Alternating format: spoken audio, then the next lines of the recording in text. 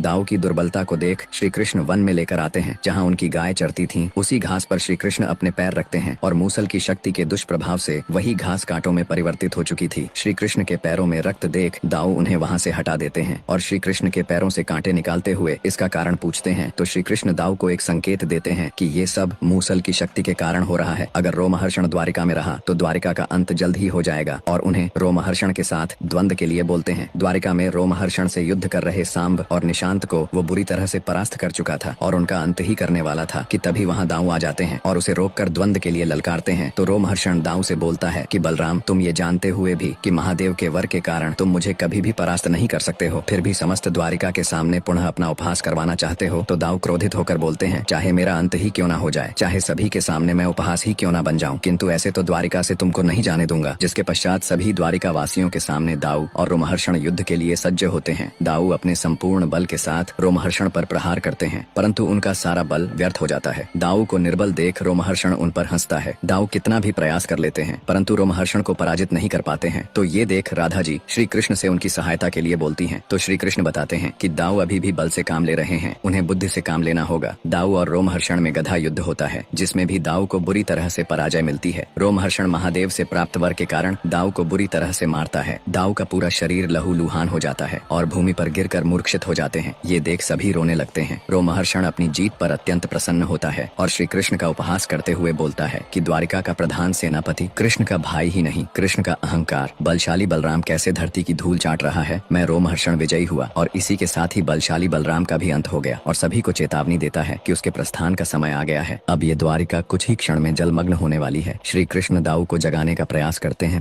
रोमहर्षण के अंत के बाद सभी प्रसन्न होकर द्वारिका लौटते हैं परंतु अभी भी मूसल की उपस्थिति श्री कृष्ण को माता गांधारी का श्राप स्मरण करवा रही थी और सांब को उसके किए षड्यंत्र को राधा जी उसे समझाने का प्रयास करती हैं। किंतु सांब अपने किए पापों से इतना दुखी हो चुका था कि प्रतिज्ञा करता है कि जब तक वो उस मूसल का अंत नहीं कर देता वो सब कुछ त्याग कर महादेव का तप करेगा और एक पहाड़ी के किनारे पर जाकर महादेव का कठोर तप करता है। उसके कठोर तप से पहाड़ी भी टूटने लगती है और नीचे गिरने लगता है। तभी एक शक्ति उसे बीच में ही रोक देती है और महादेव आकर सांब को दर्शन देते हैं। सांब प्रथम बार श्री कृष्ण के लिए महादेव से वर मांगता है। द्वारिका में उत्पन्न मूसल के अंत करने की शक्ति मांगता है। महादेव उसे सचेत भी करते हैं कि जिस मूसल की शक्ति ने संपूर्ण द्वारिका में इतना विनाश मचा दिया है उसके अंत पर तुम्हारे प्राण भी जा सकते हैं। परंतु सांब महादेव से वही वर मांगता है। उधर दाऊ भी मूसल के अंत के लिए अपने महाविनाशक शस्त्र का आवाहन करते हैं। जब सांब अपने अस्त्र के साथ द्वारिका आता है तभी दाऊ भी अपना अस्त्र लेकर वहाँ आते हैं। श्री कृष्ण के प्रेम में दोनों ही मूसल का अंत करना चाहते थे और दाऊ अपने अस्त्र से मूसल पर जोर से प्रहार करते हैं जिससे संपूर्ण द्वारिका का विनाश होना प्रारंभ हो जाता है।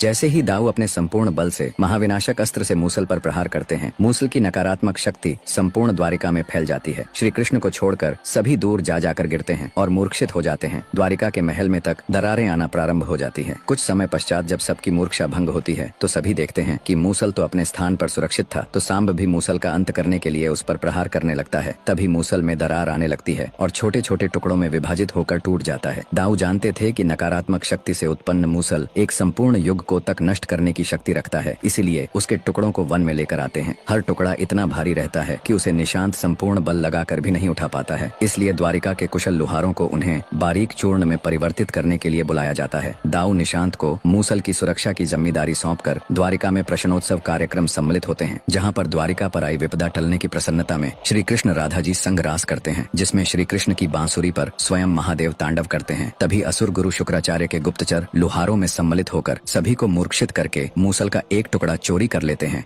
दाऊ की योजना रहती है कि नकारात्मक शक्ति से बने मूसल के चूर्ण को समुद्र में प्रवाहित कर दिया जाए ताकि उसका पृथ्वी से अंत हो जाए। मूसल इतना शक्तिशाली था कि उसका एक टुकड़ा भी बच जाता तो वो ही काफी था समस्त यदुकुल का विनाश करने के लिए। मूसल के चूर्ण की सुरक्षा कर रहे दाऊ पुत्र निशांत भी जब द्वारिका आ जाते हैं तो असुर गुरु शुक्राचार्य के गुप्तचर मूसल का एक टुकड़ा चोरी कर लेते हैं। उसके पश्चात दाऊ वन में आकर उस संपूर्ण चूर्ण को समुद्र में प्रवाहित करने के लिए लेकर जाते हैं तो समुद्र देव भी भयभीत हो जाते हैं क्योंकि जो मूसल एक युग को तक नष्ट नष्ट कर सकता था उसको समुद्र देव भी ग्रहण करने से मना कर देते हैं और सहायता के लिए श्री कृष्ण के पास आते हैं, जहाँ श्री कृष्ण राधा जी संग निधि वन में रास कर रहे होते हैं। राधा जी के खोजने पर भी श्री कृष्ण नहीं मिलते हैं तो राधा जी थक कर श्री कृष्ण से अपनी माया बंद करने के लिए बोलती हैं। राधा जी जिस जिस वृक्ष से हाथ लगाती हैं हर वृक्ष से श्री कृष्ण प्रकट हो जाते हैं और राधा जी के चारों ओर श्री कृष्ण खड़े हो जाते हैं, परंतु उनसे हाथ लगाते ही गायब हो जाते हैं। अंत में जब राधा जी श्री कृष्ण को खोज लेती हैं तो दिव्य प्रकाश पूरे निधि वन में फैल जाता है। राधा जी का शरीर भी प्रकाशित होने लगता है। ये देख राधा जी इसका कारण पूछती हैं तो श्री कृष्ण बताते हैं कि ये राधा कृष्ण का प्रेम है जो संपूर्ण निधि वन में फैल रहा है। असुर गुरु शुक्राचार्य महादेव से प्राप्त महाब्लास्त्र को साल्व को देते हैं, जिसमें इतनी शक्ति थी कि वो श्री कृष्ण को छोड़ किसी का भी अंत करने में सक्षम था। जब दाऊ को साल्व की ये चुनौती होती है कि साल्व का अस्त्र द्वारिका की सबसे कमजोर कड़ी का अंत कर देगा। ये सुनने पश्चात सभी यदुकुल के योद्धा उससे युद्ध करने के लिए सज्ज हो जाते हैं। रात्रि में सुभद्रा को स्वप्न आता है जिसमें वो अपने पुत्र अभिमन्यु की मृत्यु देखती हैं तो भयभीत होकर प्रातः ही द्वारिका के लिए आती हैं। किसी को समझ नहीं आता कि वो द्वारिका की कमजोर कड़ी कौन हो सकता है। तभी वहाँ सुभद्रा आकर उन्हें बताती हैं कि वो कमजोर कड़ी भ्राता श्री कृष्ण का कोई पुत्र होगा और सभी को अपने बुरे स्वप्न के विषय में बताती हैं। परंतु बहादुर योद्धा युद्ध से अपने कदम वापस नहीं खींचते और सभी साल्व से लड़ने के लिए सज्ज हो जाते हैं। सभी श्री कृष्ण से आशीर्वाद लेते हैं परंतु सांब नहीं लेता तो दाऊ इसका कारण पूछते हैं तो सांब बताता है, नहीं ताऊ श्री, मुझे पिताजी के आशीर्वाद की आवश्यकता नहीं है, और सभी को निश्चिंत करता है कि आज जिसने भी श्री कृष्ण का आशीर्वाद नहीं लिया वही सबसे दुर्बल कड़ी होगा। अब मैं अपनी द्वारिका के लिए, अपनी प्यारी माताओं के लिए, अपने पिता के लिए इतना तो कर ही सकता हूँ ना। यदि साल्व के पास सच में ऐसा कोई अस्त्र है तो सबसे दुर्बल कड़ी मैं ही होऊंगा।